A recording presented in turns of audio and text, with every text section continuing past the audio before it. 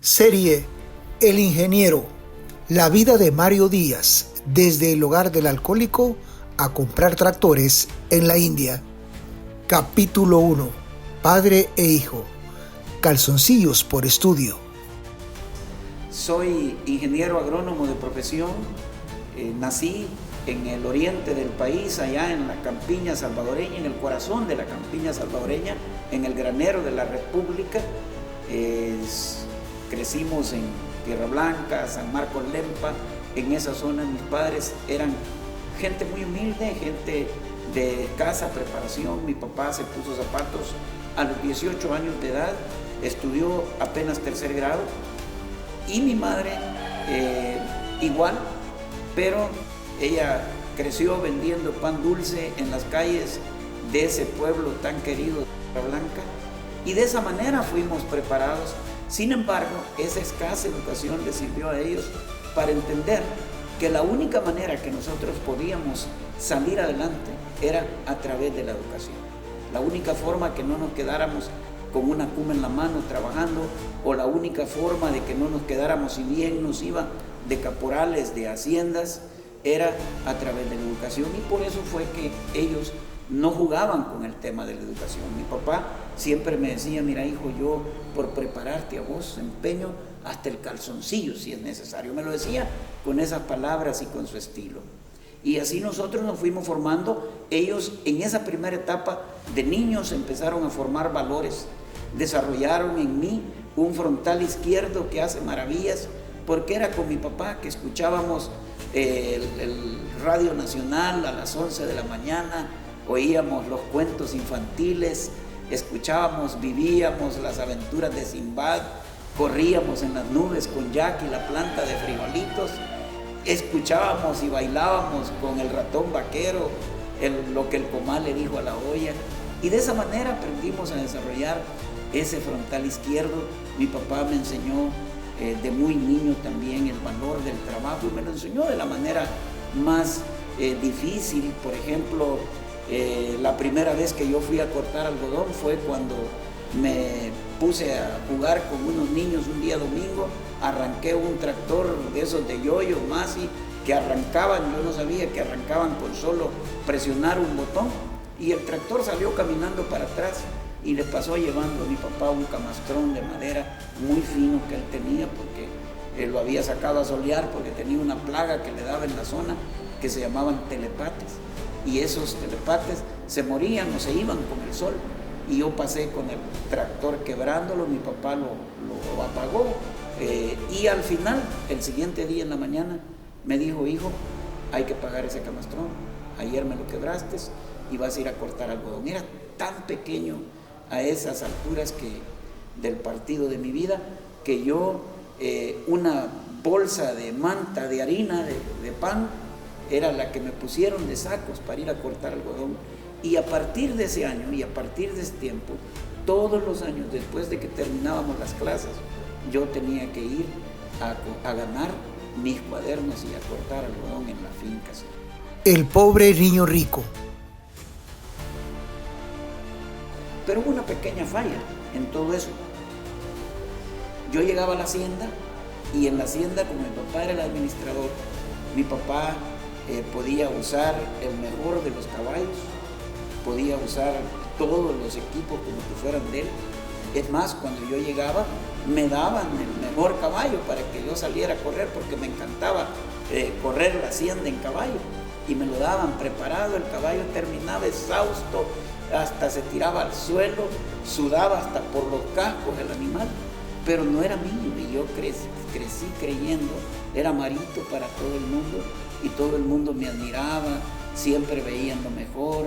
Aprendí a manejar tractor cuando apenas tenía 8 años de edad, y mi papá me ponía de ejemplo. Siempre le decía a los tractoristas, cuando tiraban un surco de algodón pando, mi papá decía: a Marito voy a llamar para que me corrija ese surco que vos has hecho. Yo tenía mis claves, no miraba al final del surco, sino que ponía la mirada allá en la montaña que estaba lejos, y eso me permitía mantener mi línea recta sin perder la línea que había trazado. Es importante cómo esa etapa de mi vida se fue formando. Yo empecé a estudiar, pero esa característica de creer que todo era mío, mi papá siempre me dijo: yo he cometido un error con vos, hijo. Te he creado como rico y sin darme cuenta te he hecho pobre para toda la vida, porque empecé a vender esa imagen de que tenía, de que podía, de que era. Y cuando empecé a estudiar bachillerato me di cuenta que habían otros que tenían de verdad, gente que tenía de verdad comodidades, que tenía dinero, y que yo pues era una persona con las limitantes que procedían del campo, de mi familia y de mis orígenes. Y empecé a imitar, empecé a ser una persona igualada, empecé a encontrar en el alcohol, que también aprendí en la casa. Mi papá me enseñó a leer el alma de una manera diferente. Él era una persona inteligente emocionalmente, me enseñó a declamar poemas. Yo aprendí, y de niño, a los 8 años de edad, yo lloraba escuchando un poema.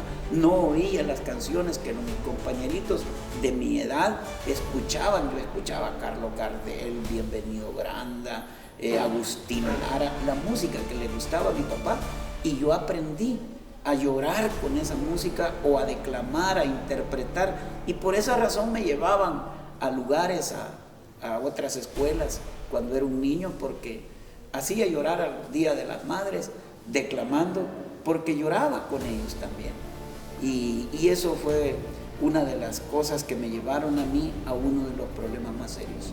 Me enamoré temprano, me enamoraba de cualquier cosa, me enamoré de la profesora perdidamente, me enamoré de una niña, me enamoraba, y empecé a encontrar, cuando ya llegué a mi edad adolescente, a resolver el problema del amor al estilo Jalisco, como decían los mariachis. Aquellas canciones, aquel tequila me hicieron llorar, y así comencé a meterme en ese problema, y sin darme cuenta estaba listo para poder emprender una carrera en alcoholismo que me iba a traer consecuencias grandes. El aplauso de un padre.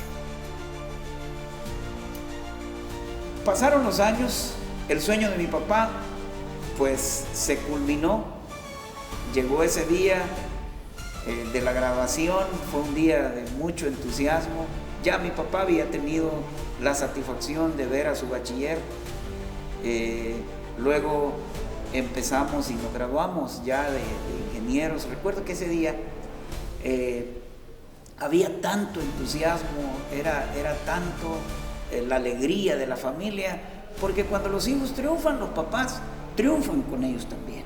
Y mi papá había triunfado, estaba entregándole a la sociedad, a una nación, un profesional del agro como él lo había deseado. Ese día cuando dijeron ingeniero Mario Ernesto Díaz, bien tengo presente la impronta que son esas imágenes que se quedan grabadas en el cerebro de uno, a mi papá aplaudiendo, y ese aplauso, que fue el primero que sale en aquel gran salón, pues lo vuelvo a ver como quien dice: papá, cálmese, me está poniendo de vergüenza, porque me daba hasta pena verlo a él tan emocionado, y más andaba su saco café que le quedaba grande, y él me recuerda como que se lo habían prestado allá donde se iba a tomar fotos uno en la Foto Flores, y mi papá empezó a aplaudir, y la gente empezó entendiendo lo que estaba pasando en aquel corazón de aquel anciano, que estaba feliz, estaba como queriendo decir: hemos peleado la buena batalla, hemos ganado la carrera, y va mi hijo, un profesional del agro. Y bueno, de ahí para allá, 2 días antes, yo ya me había acompañado, ya tenía una familia, ya me había apartado, y empezó la lucha para tratar de ubicarme. Mi papá me dejó solo por ese tiempo, ya para que yo tuviera que emprender. No te pierdas en el próximo capítulo, Oh Fortuna. Comencé a trabajar en una empresa muy grande en ese tiempo, en temas de agroquímicos, y a mí me fue muy bien. La fortuna me deparó aplausos en esa época. Empecé a vender muy bien, a ganar mucho dinero, cheques de 5 cifras, y empezó a sonreírme la vida, si se puede decir así.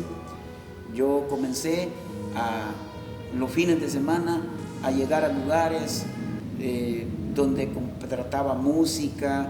Para mí el contratar a los músicos, el tener una mujer a la par, y empecé a caer en esa ilusión. Empecé incluso a gastarme lo que no era mío. Asignación Especial 503 con Julio Rodríguez.